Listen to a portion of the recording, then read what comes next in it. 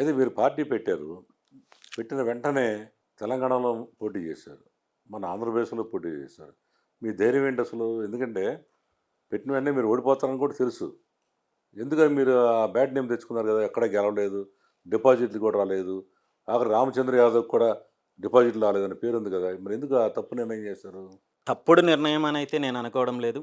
100% ఒక రాజకీయ పార్టీగా పార్టీ సిద్ధాంతాలను ప్రజల్లోకి తీసుకెళ్లాలంటే, అదేవిధంగా పార్టీ సిద్ధాంతాలను అమలు చేయాలంటే ఖచ్చితంగా ఎన్నికల్లో పోటీ చేయాలి, గెలవాలి.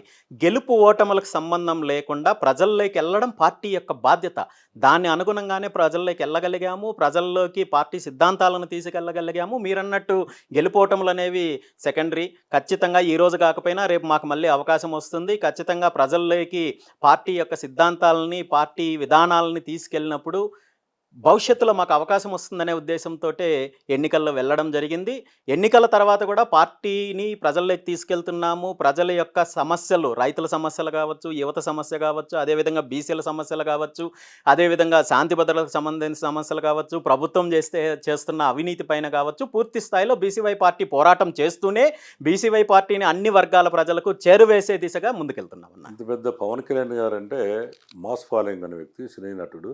పెద్ద సామాజిక వర్గం ఆయన వెనకాల ఉంది. ఆయనే 2014లో పార్టీ పెట్టి నేను పోటీ చేయను, నాకంత శక్తి లేదు, తర్వాత చూసుకుంటానని ఆయన 19లో పోటీ చేశారు. 5 సంవత్సరాలు గ్యాప్ తీసుకున్నారు. మరి మీ ధైర్యం ఏంటి అసలు? ఎందుకు చేశారంటున్నా నేను. ఇక్కడ ఎవరి విధానం వాళ్ళది. ఎవరి పార్టీ విధానం వాళ్ళదుంటుంది. నేను ఇంతకు ముందు చెప్పినట్టు పవన్ కళ్యాణ్ గారు పార్టీ పెట్టడం యొక్క ఉద్దేశాలు వేరు. ఆయన ఆకాంక్షలు వేరు. ఆయన దానివల్ల కలిగిన లబ్ధి వేరు. పైకి ఏం మాట్లాడుతున్నప్పటికీ కూడా ఈ 12 సంవత్సరాలలో పవన్ కళ్యాణ్ గారు పార్టీ స్థాపించినప్పటి నుండి ఈనాటి వరకు పూర్తి స్థాయిలో ఎలాంటి రాజకీయం చేశారు? ఎలాంటి వ్యూహాలు అవలంబించారు? ఏ విధంగా తన ప్రమోటర్స్‌కి లబ్ధి చేకూర్చారనే విషయం ఈ రాష్ట్ర ప్రజలందరికీ తెలుసు. పవన్ కళ్యాణ్ గారి గురించి నేను ఎక్కువ మాట్లాడదలుచుకోలేదు. ఒకటి మీరు అనవసరంగా ఆయన అంటున్నారు. మీరు కూడా ఏం చేస్తున్నారంటే, మీకు వచ్చిన పర్సనల్ లబ్ధి పొందడం కోసం మీరు మీ వెనకాల బీజేపీ పార్టీని పెట్టుకొని, మీరు ఈ పార్టీని స్థాపించి, మీరు బీజేపీకి బి టీమ్‌గా పనిచేస్తానన్నారు. ఇది నిజమా కాదా చెప్పండి? 100% అవాస్తవము. హ్మ్. మీరు 2 విషయాలన్నారు ఇందులో. హ్మ్. నాకు వ్యక్తిగత లబ్ధి అనేది ఒకటన్నారు. హ్మ్. 2 బీజేపీ పార్టీకి బి టీమ్ అన్నారు. హ్మ్. ఇది మీ ఆరోపణ కాదు. హ్మ్. తెలుగుదేశం పార్టీ గావచ్చు, గతంలో వైఎస్ఆర్ కాంగ్రెస్ పార్టీ గావచ్చు, అధికారంలో ఉన్నప్పుడు హ్మ్. ఈళ్ళందరూ కూడా చేసిన ఆరోపణే. నేనేమడుగుతున్నానంటే వీటికి ఆధారాలుంటే చూపించండి. ఆధారం నేను ఉందండి. మీరు మీరు ఆధారం అంటే, చెప్పండి. మీరు ఒక ప్రీ ప్లాన్డ్‌గా హ్మ్. మీరిక్కడ మంచి బ్రహ్మాండంగా ఇల్లు కట్టుకొని, హ్మ్.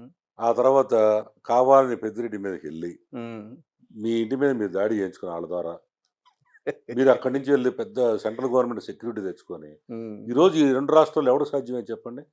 కేంద్ర ఇంతక ప్రభుత్వం సెక్యూరిటీ మీరు ఇంతకంటే పెట్టి తిరుగుతున్నారంటే, ఇంతకంటే దారుణమైన మీకు ఆరోపణ మీకు ఇవాళ నిజంగా ఇంకొకటుండదు. వై కేటగిరీ ఉందా? లేదా ఏ కేటగిరీ ఉంది మీకు? లేదని నేను చెప్పలేదు. మీకు ఏ కేటగిరీ ఉంది చెప్పండి ఇవాళ? నేను వై ప్లస్ సెక్యూర్డ్ మరి పీపీని. వై ప్లస్ సెక్యూరిటీకి ఒక్క విషయం, ఎవరికిస్తారు? ఒక్క విషయం. మీరొక హ్మ్. మాటన్నారు. హ్మ్. ఏంటి ప్లాన్డ్‌గా దాడి అంతే. చేయించుకొని అన్నారు గదా! అంతేగా మరి. ఎట్లా? ఒక కామన్ మ్యాను ఒక్క ఆధారం చూపించండి ఆ! నేను రాజకీయాలు వదిలేస్తాను. అవునండి. మీరు కావాలని కాదు ఇప్పుడు ఆ! మీరొక మాటన్నారు. హ్మ్. నేను దీన్ని ప్లాన్డ్‌గా దాడి అని మీరన్నారు గదా! అంతే.